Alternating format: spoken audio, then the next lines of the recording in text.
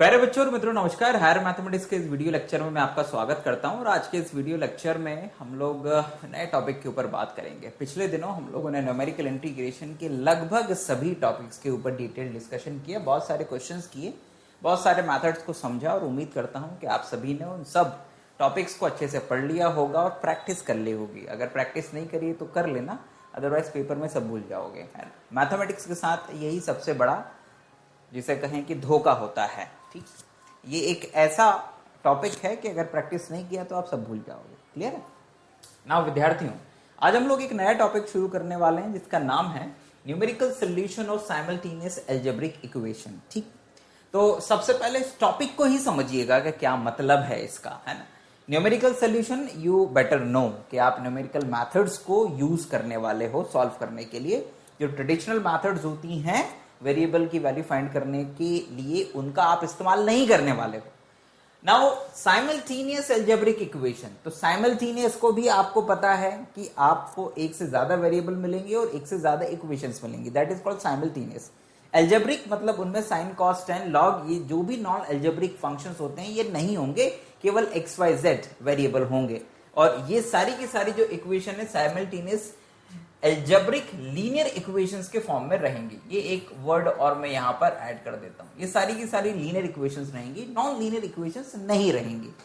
तो इस टॉपिक को आपको पढ़ना है, तो ये तो हो गया टॉपिक का मतलब। ठीक है, ध्यान दीजिएगा कि ये सारे के सारे जो टॉपिक्स हैं न्यूमेरिकल मेथड्स के, ये सभी के सभी एक प्लेलिस्ट में हमने यूट्यूब पे सजा के रखे हुए हैं और एप्लीकेशन पे भी एक प्लेलिस्ट में सजा के रखे हुए हैं। आप वहां जाकर देख सकते हैं इन सारे के सारे टॉपिक्स को। प्लेलिस्ट का डिस्क्रिप्शन अगर आप यूट्यूब पे देख रहे हैं तो लिंक जो है डिस्क्रिप्शन बॉक्स में दिया हुआ है, और अगर आप एप्लीकेशन पे देख रहे हैं तो कोर्स में ही दिख रहे होंगे, ऊपर नीचे स्क्रॉल करेंगे दूसरे वीडियोस भी आपको मिल जाएंगे। ठीक है विद्यार्थियों, now numerical solution of simultaneous algebraic equations को पहले टॉपिक को समझ लिया। अब कौन कौन सी मेथड्स हैं जिनकी मदद से हम इस तरह की इक्वेशंस को सॉल्व करने वाले हैं न्यूमेरिकल मेथड्स से। सो वो न्यूमेरिकल मेथड्स कौन से हैं उन्हीं के नाम बता रहा हूं। हम दो तरह के मेथड्स इस पूरे के पूरे सिस्टम को सॉल्व करने के लिए यूज करने वाले हैं। एक है डायरेक्ट मेथड और दूसरा है इटरेटिव मेथड। इटरेटिव मेथड, ठीक है।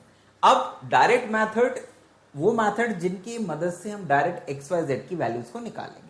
तो इसके लिए हम तीन मेथड्स यूज करने वाले हैं। पहला है गॉस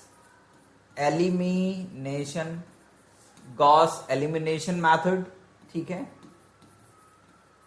दूसरा है गॉस जॉर्डन मेथड। तीसरा है एलयू डीकंपोजिशन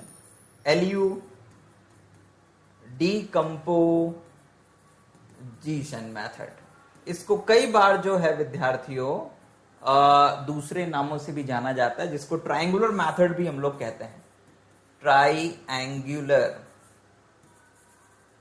मेथड, इस मेथड के नाम से भी जाना जाता है। अलग अलग ऑथर्स जो हैं अलग अलग नाम अपनी बुक में यूज करते हैं।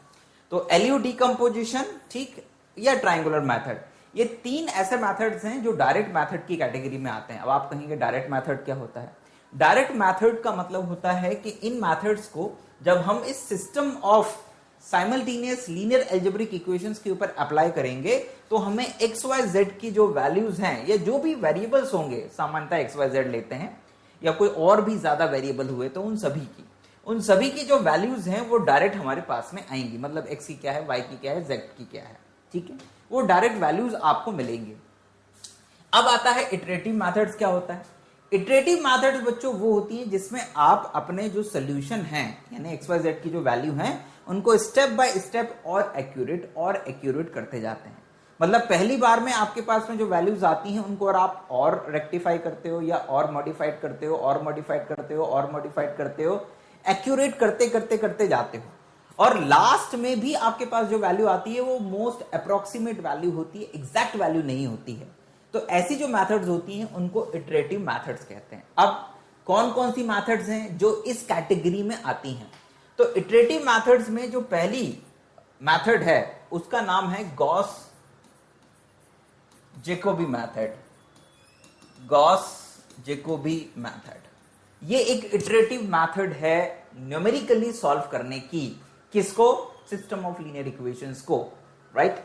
दूसरा है गॉस सीडेल मेथड, ठीक। और तीसरा है रिलैक्सेशन मेथड। Relaxation method.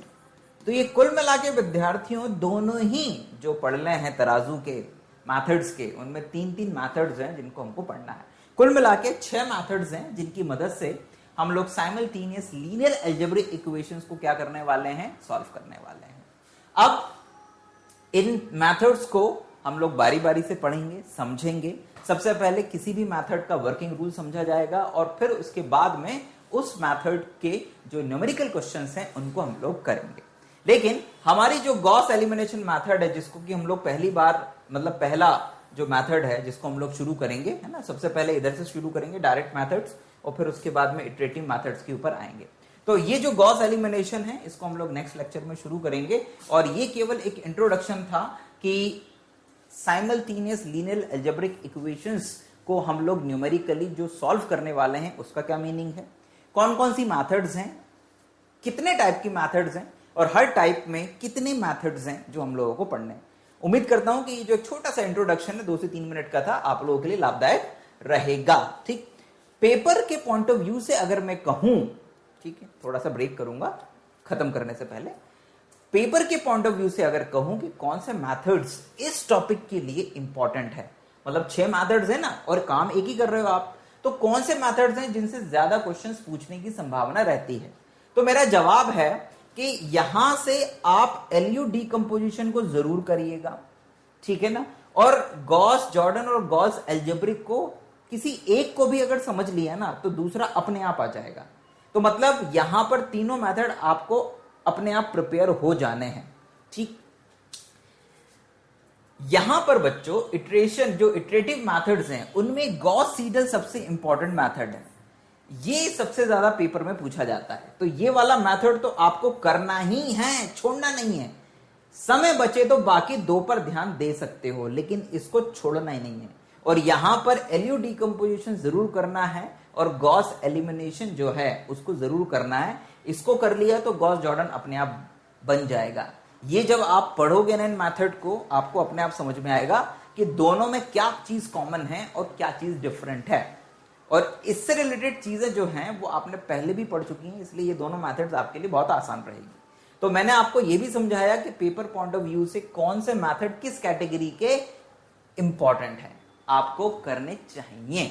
और ये न्यूमेरिकल मेथड्स का जो टॉपिक है ये इंपॉर्टेंट टॉपिक है और पेपर में आपको यहां से कम 1 से 2 क्वेश्चन, डिपेंड्स योर सिलेबस कि ये आपके सिलेबस का कितना पोर्शन कवर करता है। अगर ये पूरा का पूरा जो है आधा यूनिट है तो आपको यहां से कम 2 क्वेश्चन जरूर मिल सकते हैं। विद्यार्थियों ध्यान रखिएगा, अच्छे से पढ़ाई करिएगा और इस टॉपिक को छोड़िएगा मत।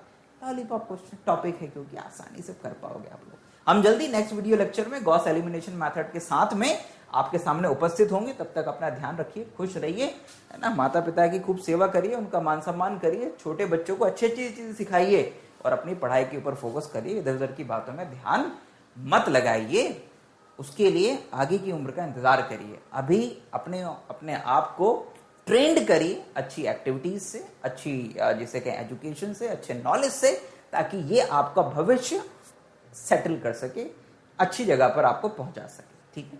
जय हिंद, वंदे मातरम, अपना ख्याल रखिए।